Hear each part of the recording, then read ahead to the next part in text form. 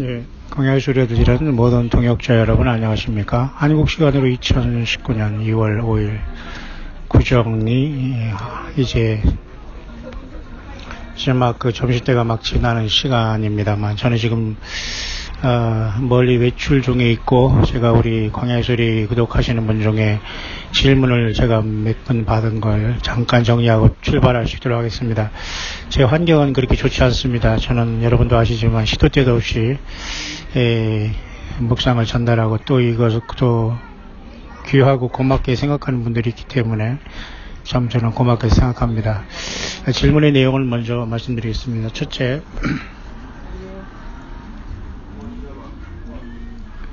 지금이 7년 환란기인지요? 또 전도는 시간이 걸리지만 해야 하는지요? 세 번째, 배도하는 교회에 다녀도 믿음이 바로 선 사람이면 구원을 받는지요? 그 다음에 제사 지냈는데 절은 안 해도 음식을 먹을 수밖에 없는데 어찌해야 하는지요? 이런 이제 질문을 오늘 특별히 구정이기 때문에 하신 분이 계시고요.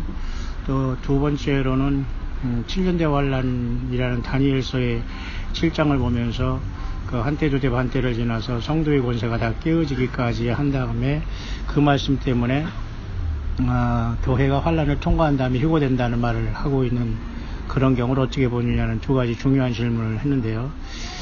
그렇습니다.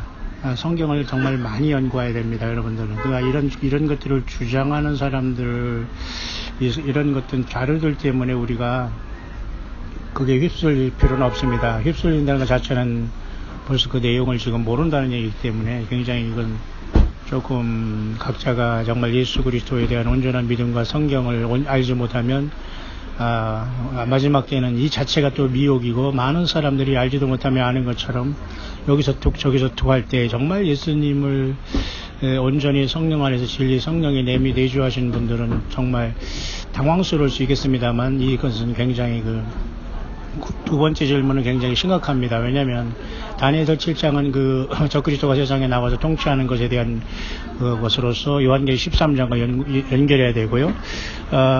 여러분, 제가 지금 무슨 말하는가 잘 못 아실 분도 있습니다만 성경을 찾아보시던가 아니면 계속 묵상을 계속 듣기 바랍니다. 왜냐하면 반드시 알아야 되기 때문에. 그래서 다니엘 7장에 나와 있는 성도의 권세가 다 깨어지기까지 한다는 것은 그게 환란 동안 성도가 통과한다는 것이 아니라, 성도라는 기준을 어떻게 보느냐가 문제예요. 거룩한 물이라는 것이 꼭 교회만 거룩한 물이가 아니거든요. 예수 그리스도를 믿어서 구원받을 예정받은 환란 가운데서 고통당하는 후 3년 반 동안의 적그리스도의 치하에 42달 동안 1260일 동안 하나님이 예비하신 광야 예비초에서 예비함을 받는 이 택한 백성의 이스라엘 백성들도 성도라고 볼 수가 있어요. 여러분들이 성경을 성도가 다 구약도 신학도 다 예수 지금 교회라고만 생각하면은 마치 대체 신학을 통해서 마치 이스라엘 전체는 사라지고 교회가 이스라엘이 된 거라고 똑같은 대체 신학과 뭐가 다르겠습니까? 물론 이렇게 얘기하면 신학 공부 얘기해야 되고 논쟁의 여지가 논쟁해야 되고 많은 악유가 필요하겠습니다만, 결국 이것은 전혀 성경을 알지 못하는 처사고, 그렇다면 여러분 요한계시록에 여러분 보세요. 요한계시록은 그럼 여러분 13장에 성도들이 여기 인내가 여기 있나니 그런 말이 있습니다. 그러면 그때도 요한계시록 13장에는 그럼 성도들이 없습니까? 또한 여러분 요한계시록 12장 후반절에 용이 내어 쫓긴 다음에 그가 이 세상 사람들 핍박할 때 보면은 여자의 남은 자손들을 위해서 싸우려고 모래 가운데 섰다고 하면서 그 다음에 또 뭐라 하겠습니까? 그 다음에 하나님의 계명과 예수 믿음을 지키는 자들이 있다고 하는데, 그러면 모두가 이미 짐승통치 기간에도 교회가 남아있다는 뜻입니까? 그러니까 성경을 보는 눈이 까막눈이 된 것이고, 이런 자들 때문에 세상에서 정말로 예수님을 진실로 보고 성경을 믿는 사람들이 순식간에 혼란에 빠질 수 있지만, 절대 여러분, 성도는 7년 대환란은 이스라엘 백성들을 위해서 예비하는 것이고, 7년 대환란 기간 동안에 얘기하는 성도라는 개념은 교회가 아니에요. 그것은 이스라엘 백성들이 환란 가운데 반드시 재림하시는 예수님이 그들이 죽였던 2000전의 청년 예수가 구세주라는 걸 믿고 구원받아야 할 존재이기 때문에 일시적으로 그들을 거룩한 분위기로 볼 수가 있다는 것이 더 합리적이지, 그런 문제를 가지고 교회가 남아있어서 통과한다? 그럼 많이 통과들 하시길 바랍니다. 이런 사람들은 성경을 깊이 연구한 사람이 대부분 없어요. 그리고 이런 사람들은 대부분 그 이것저것 여기저것 막 이렇게 그 혼란에 빠지고. 그러니까 여러분, 먼저 제가 두 번째 부류에 대해서 제가 먼저 질문했는데요. 다니엘서에서 휴거가 나타났다고 하면서 그 한때조때반때 성도의 권세가 다 깨어진다는 그 말을 가지고 7년 대환란 후에 그 쉽게 말해서 교회가 다 환란을 통과한 다음에 휴거된다. 이게 얼마나 그게 맞지 않는 것입니까, 여러분? 그러니까 이건 정말 누구에게도 있을 수 없는 그런 아주 기초적이고도 전혀 모르는 거예요. 이런 사람들은 전혀 성경을 모른다고 보면 됩니다. 광야의 소리 한 번도 들어보지 않은 사람이고, 그리고 성경 제대로 공부하지 못하는 거예요. 이들 대부분은 전혀 성경에 대한 어떤 그 관심이 없습니다. 그렇기 때문에 우리는 정말 심각하게 그 생각을 해야 되는 거예요. 아닙니다. 제가 지금 움직이면서 지금 이 말씀을 묵상해야 되겠는데요. 제가 말씀드렸죠. 다니엘 7장의 성도들이 권세가 깨어지기까지, 그것은 여러분 반드시 교회만 얘기하는 건 아닙니다. 이미 교회는 영광 중에 하늘문이 열리는 문을 통해서 첫째 부활이 일어났고, 이미 그 하나님의 시계는 이스라엘 향해서 달려가고 있고, 영혼 내려 쫓겼고, 후 3년 만에 환란 성전을 통해서 적그리스도가 신이라고 등극했고, 이스라엘 백성들을 하나님께서 다루시는 것이지, 그 성도들을 꼭 교회가 땅에 남아있다고 하는 이 정도의 수준과 이 정도의 성경밖에 안 보는 이런 안목으로서 여러분들이 휴거가 환란 후에 있다, 환란 전에 있다고 여러분들이 휘둘린다면 진실로 성경을 잘못 보고 잘못 배운 겁니다. 절대 7년 대화 환란은 이스라엘 백성들에게 관련되는 것이고, 그 환란 가운데 부르는 성도라는 얘기는 반드시 우리는 택한 백성인 이스라엘을 얘기한다고 봐야 됩니다. 거기서 말하는 성도는 교회가 땅에 남아있다고 보면 곤란해요. 그래서 그들이 하나님의 계명과 예수 믿음을 지키는 자라고 나와 있잖아요. 왜냐하면 하나님의 계명은 10계명뿐만 아니라 어떤 사람은 안식일을 지키는 사람들이 환란이 통과한다는데, 그것도 완전히 어불성설입니다. 하나님의 계명이 구약 성경을 가지고, 그리고 예수 믿음을 드디어 환란 가운데 지키고 있는 무리들 성도라고 봐야 돼요. 그들은 통과를 합니다. 맞죠? 그래서 순교자도 나올 수 있고, 아니면 그들 중에 육신적으로 보호함을 받다가 어떻게 해요? 천연한 그 육신을 가지고 들어가야 되기 때문에 그들도 성도예요. 여러분, 오늘만 예수 믿는 사람만 성도입니까? 이게 말이 안 되는 소리죠. 제가 지금 시간이 없고 지금 먼 곳에 나와 있어서 잠깐 묵상을 했습니다. 첫 번째 앞에 나온 그 질문에 대해서는 지금이 7년대 환란이 아니에요. 지금이 무슨 7년대 환란입니까? 아닙니다. 여러분, 지금은 마태복음 24장 말씀대로 재난의 시작이 이미 들어온 상태라고 보기 때문에 정신 바짝 차리시길 바라고요. 그 다음에 두 번째 전도는 당연히 해야죠. 예수님 오시는 순간까지는 우리 전도를 해야 됩니다. 그래서 여러분이 혹세무민다거나 종말론에 빠지거나 여러분들이 위단에 빠져서는 절대 안 돼요. 예수 믿음으로 복음은 변함이 없습니다. 가족이든 주변이든. 세 번째, 배도하는 교회에 다니는 문제는 여러분 각자가 결단을 해야 됩니다. 왜냐하면 그곳에서 목사와 개인이 그 우상숭배가 되고 성경을 제대로 가르치지 못하는 곳에서 우리의 자녀들이 오래 머물러 있다는 것은 슬픈 일입니다. 그죠? 구원이 받느냐 안 믿느냐는 그 속에서 과연 예수님을 온전히 영접했느냐 아니느냐 문제이기 때문에, 제대로 알면은 배도한 교회에 다닐 이유가 없죠. 그건 교회가 아니기 때문에. 우리 자녀들이 쉽게 나오지는 못할 겁니다. 하지만 예수님을 제대로 안다면 다 떠나야 됩니다. 네 번째, 제사 음식에 대한 문제.